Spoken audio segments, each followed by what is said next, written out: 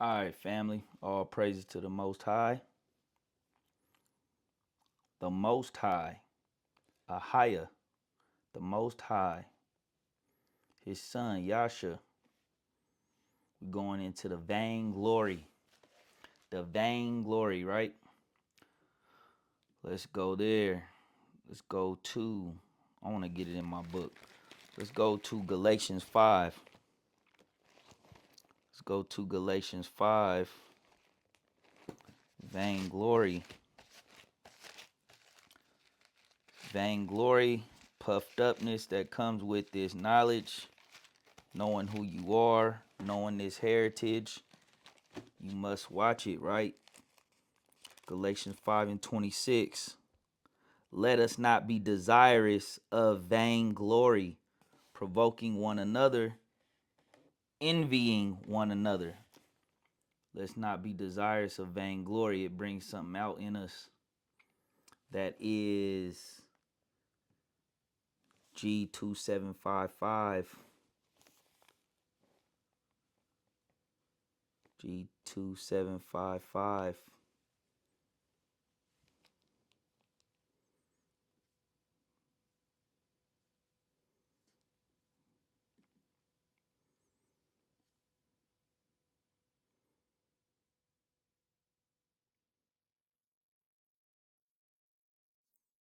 Let's get it. Let's get it.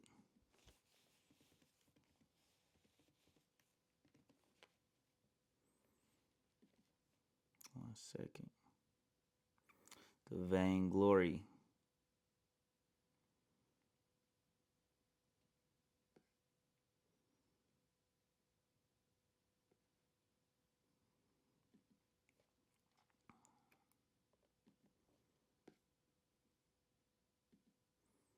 Says, let us not be desirous of vainglory. People are desiring vainglory. Desirous of vainglory. 2755. Kenodoxos. Vainglorious, conceited, boastful. A lot of people boastful, right? Thinking that this belongs to them, thinking that because they have this truth that in their lifetime they're the overseers of it. This of the Most High. If we desire of vainglory, it makes us puffed up, makes us feel away, right? Makes us not focus on and remembering who gave us this, the Most High, who woke us up to do the will of the Most High, to bring forth fruit, right? Bring forth fruit for the Most High, righteous fruit. Spread this gospel, making it about your people, love, right? Refers to someone who is excessively proud. There's pride that comes with this, or boastful, seeking glory or recognition for themselves without substance or merit. It conveys the idea of being self-centered and having an inflated sense of one's own importance. That's what goes on in this walk. People are making it more about themselves. It's not about the Most High. It's not about the people. It's not about help.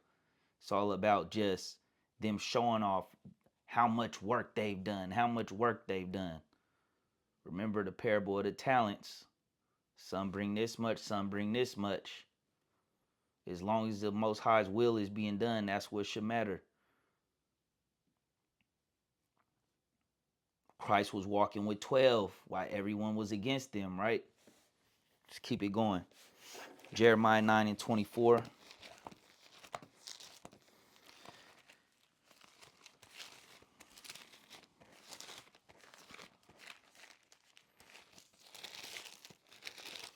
Jeremiah 9 and 24. And it reads,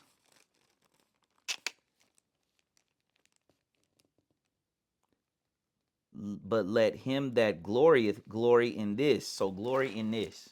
Glory in this, right? That he understandeth and knoweth me. That's where your glory should be. I'm thankful, Father, that I know these prophecies. I know the truth about God. I know this history. I know what's coming. I know who I am. I know I'm Israel. I know what's going on with the leaders. You should glory that you have the knowledge of the Most High. You know His commandments. You got the blood of Christ, the baptism. You know this is real. Let's start from the top. This is 9 and 24, Jeremiah. But let him that glorieth glory in this, that he understandeth. So you understand and knoweth me, that I am the Lord, which exercise loving kindness. So if you about the Most High, you going to be about loving kindness, judgment, and righteousness in the earth. That's what the Most High is about. Judgment and righteousness in the earth. For in these things I delight, saith the Lord. Loving kindness, judgment, righteousness. 25 reads, Behold, the days come, saith the Lord, that I will punish all them which are circumcised with the uncircumcised. What does that mean, right? What does that mean? Let's go to Romans 9. Romans 2, Slacky.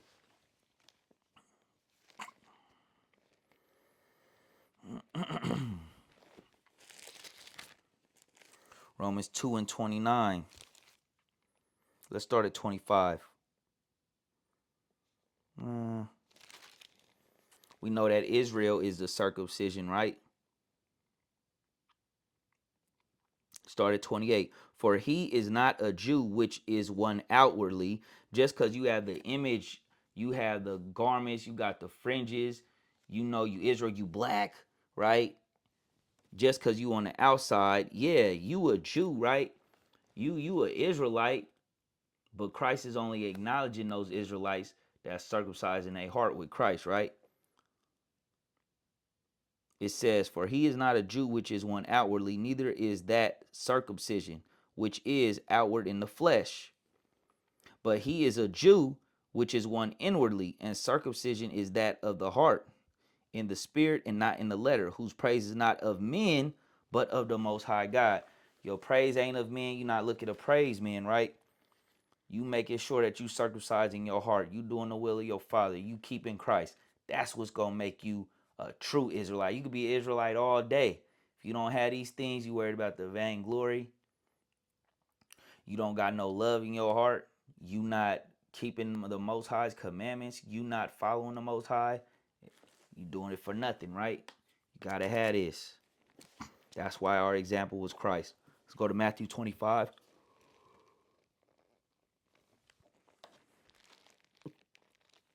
It's late, family.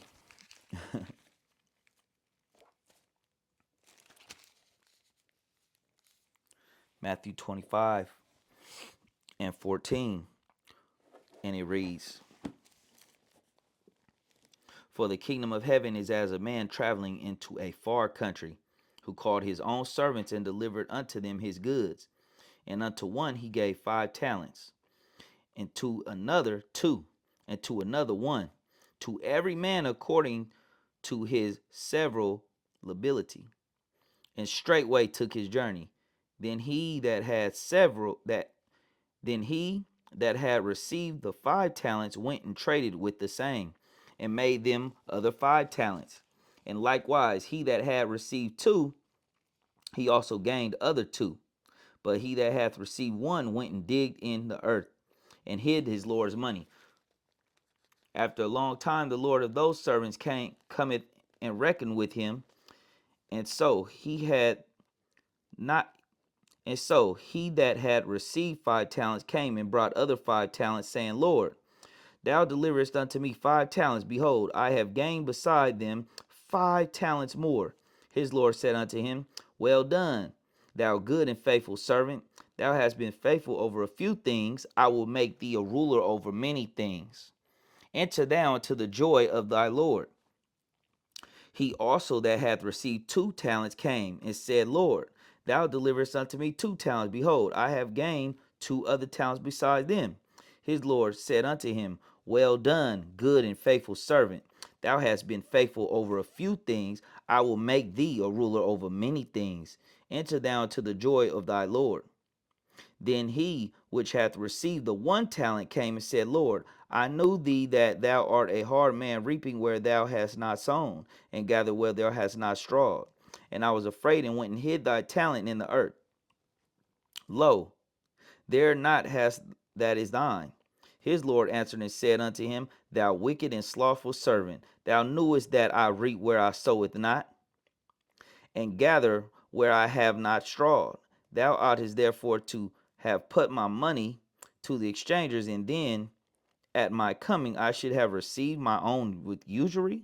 Take therefore the talent from him, and give it unto him which hath 10 talents. For every one that hath shall be given, and he shall have abundance. But from him that hath not shall be taken away from him even that which he hath.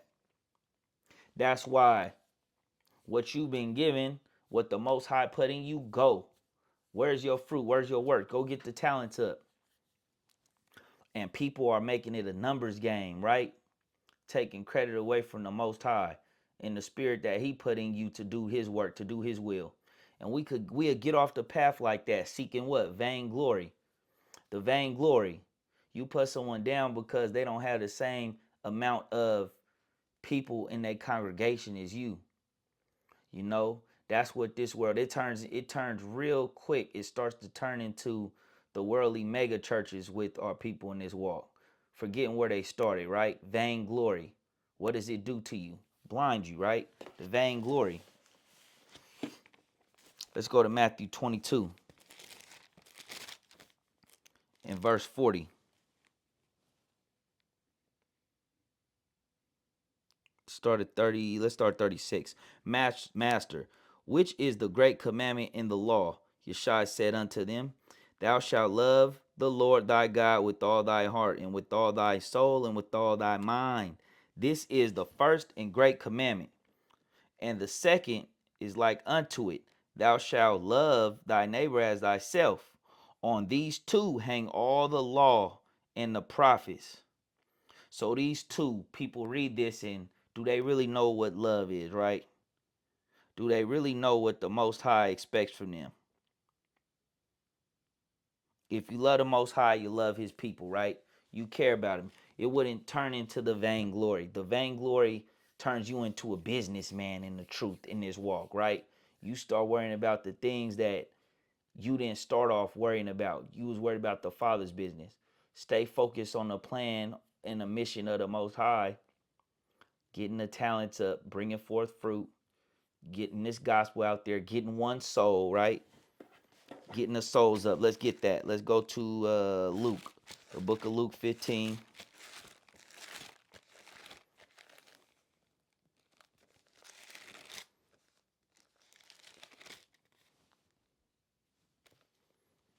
And verse 7.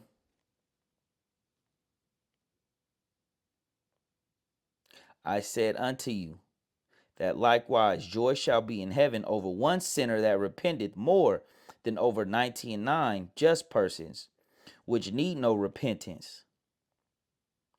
So look, Most High saying, look at that sinner repent right there. That's big. That's big time. There's joy in heaven over that. We should be focused on that. It's too much focused on people pushing their organizations, right? Back to the vainglory. Back to the vainglory. But is the Most High pleased with it, right? He's gonna use you to do his will. Did we forget about Moses? Let's go to Numbers 20. How can we forget about Moshe?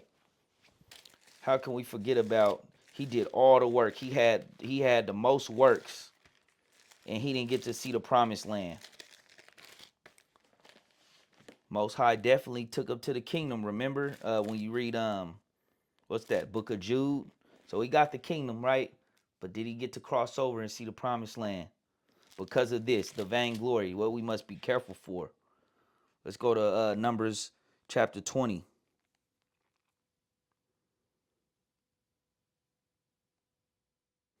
And verse 7, and it reads, And the Lord spake unto Moses, saying, And the Lord spake unto Moshe, saying, Take the rod and gather thou the assembly together, thou and Aaron thy brother, and speak ye unto the rock before their eyes, and it shall give forth his water. and thou shalt bring forth to them water out of the rock. So thou shalt give the congregation and their beasts drink. And Moshe took the rod from before the Lord, as he commanded him. And Moshe and Aaron gathered the congregation together before the rock. And he said unto them, Hear now, ye rebels, much must we fetch you water out of this rock. Right? That right there, that quick. The Most High is a jealous God. The Most High is all about you giving him his respect, right? His props. You are a mere man, and you want his people to have respect of persons toward you instead of giving all glory to the Most High. You start talking more than you reading out this book, right? You start just disrespecting people with positions in this walk, right? Israelites, pastors that don't know the truth, that's just operating. How can we give the Most High his glory if we not reading his book, doing what it says? If we not on all these two hang all the law, like his son say, right? Loving your neighbor, loving the Most High, knowing the commandments, digging in your history, studying to show thyself approved, seeking the vainglory that gets you off the path. You lose yourself. You start dealing with a different spirit, right? You not as humble as you used to be. You mistreat your people, right? And these is the Most High's people. These are brothers and sisters. These are brethren. These people don't belong to us, right?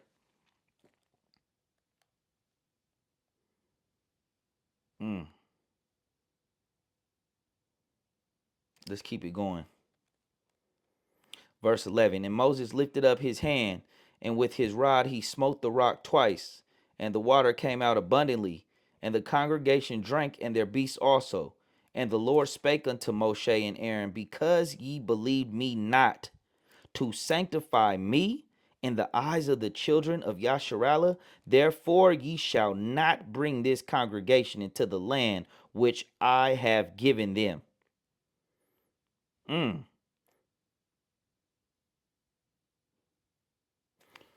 Because of that, right? That vainglory, having to watch it. Look at what I'm doing. Look, he's using me. Just be thankful, right? Just be thankful that you can help your brother and sister, right? Through the spirit of the Most High, that your vessel's chosen. Seems people forget that. May we all remember where the Most High first woke us up at and gave us the truth of knowing that we was the Israelites of this book, that we know the history from 70 AD to Africa, to Spain, to Portugal, that he sent us off, calling us first getting colonized by Ishmael in the Islam and all that, then turning yourselves into the Moors, then going into your captivities throughout all the world in the slave ships. And we chose him for a moment in time, that he chose us from the foundation of the world, like Ephesians 1 talks about. And we go seeking the vainglory when all men is just earth and ashes, right? Like Ecclesiastes 10 says, why is earth and ashes so proud? Why is this so proud right here? This is nothing, right? It's the spirit that he put in you. You don't even control your own spirit and soul, right? All you can do is be in obedience to the Father. And he says he's against the vainglory. So let's make sure that we checking that, right? So with that, thank the Most High. All praises to him, Ahaya, Ashar Ahaya, and his son Yashaya, right? Yasha.